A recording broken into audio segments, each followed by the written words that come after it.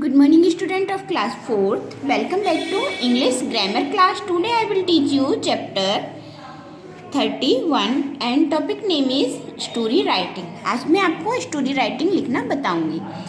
A story tells us about the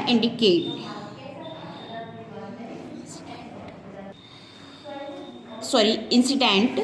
The incident can be real or imaginary. Imaginary means जैसे कोई हमने कल्पना की गई हो. स्टोरी हमें क्या बताती है? कोई भी घटना, इंसिडेंट मीन्स घटना के बारे में बताती है. या तो वो घटना सच्ची हो, रियल मीन्स सच्ची हो, या फिर कोई हमने इमेजिनेशन किया हो. इमेजिनेशन जैसे हम अपने सब मन में सोचते रहते हैं ना कि काश ऐसा हो, काश ऐसा होता, उस तरीके से, है ना. तो स्टोरी लिखने के लिए सबसे पहले क्या जरूरी होता है? To write story we should understand the given outline clearly. तो हमें ये चीज़ ध्यान रखनी चाहिए, जो हमारी आउटलाइन है वो क्लियरली होनी चाहिए.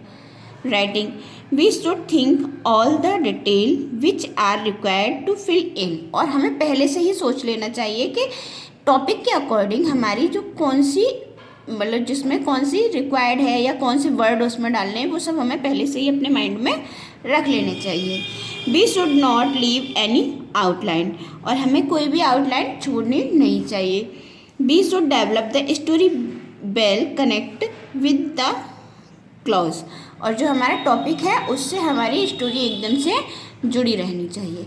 मतलब ऐसा नहीं कि टॉपिक हमने कोई और रख दिया और बातें हम उसमें कहीं ना कहीं कि कुछ और ही और लिख रहे हैं, तो ये हमारी गलत हो जाएगी. We should use dialogue to develop our story. और हमें अपनी स्टोरी को और अच्छा और मतलब दूसरे को आसानी से समझ में आ जाए, इसलिए हमें उसमें डायलॉग का भी यूज़ करना चाहिए. We should give in a clear and affection conclusion the story.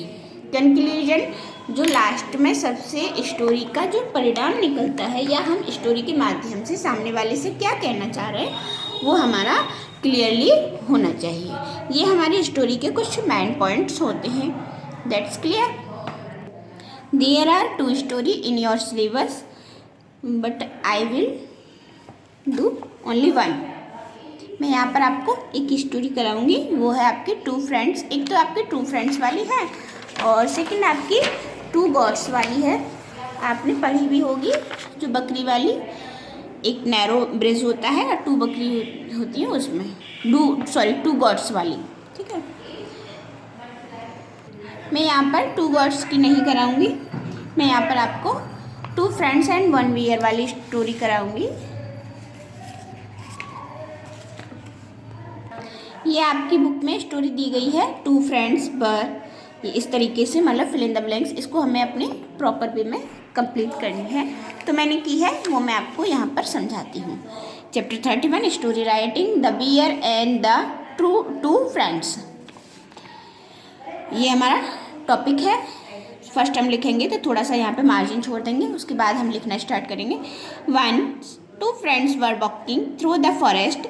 They knew that anything dangerous can happen to them at any time in the forest.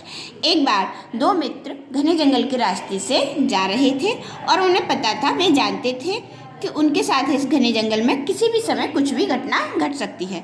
So they promise each other. इसलिए उन्होंने एक दूसरे से वादा किया कि they would remain untied in any case of danger. यदि उनके साथ कुछ भी बुरा होता है तो वो एक दूसरे का हाथ या साथ कभी भी नहीं छोड़ेंगे.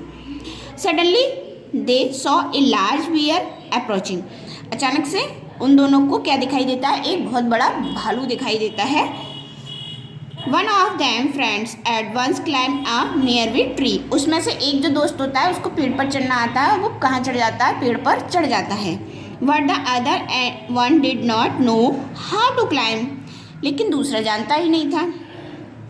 सो being led by his common sense.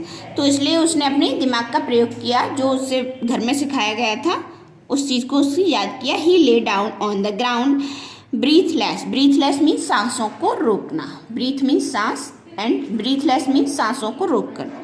और ले डाउन मीन्स जमीन पर लेट गया. तो उसने क्या किया? वो अपनी सांसों को रोक कर जमीन पर लेट गया. Pretending to be a dead man. बिल्कुल इस तरीके से जैसे कोई मरा हुआ इंसान पड़ा है.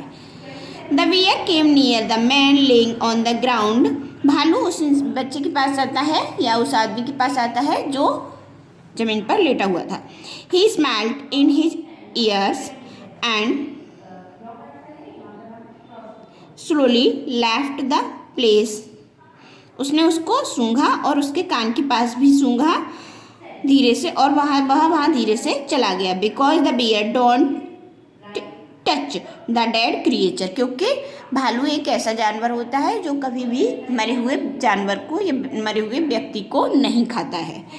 Now the friend of tree came down and, अब क्या था, जो पेड़ पर चढ़ा था वो बच्चा नीचे आया।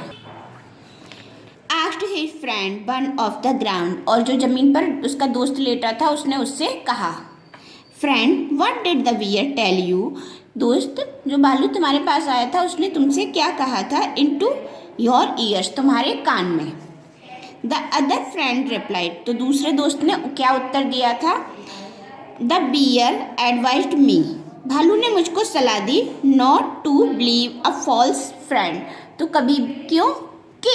कभी भी झूठे दोस्तों पर भरोसा नहीं करना चाहिए। I hope you will be understand this story. Read this story carefully and keep practice. Thank you.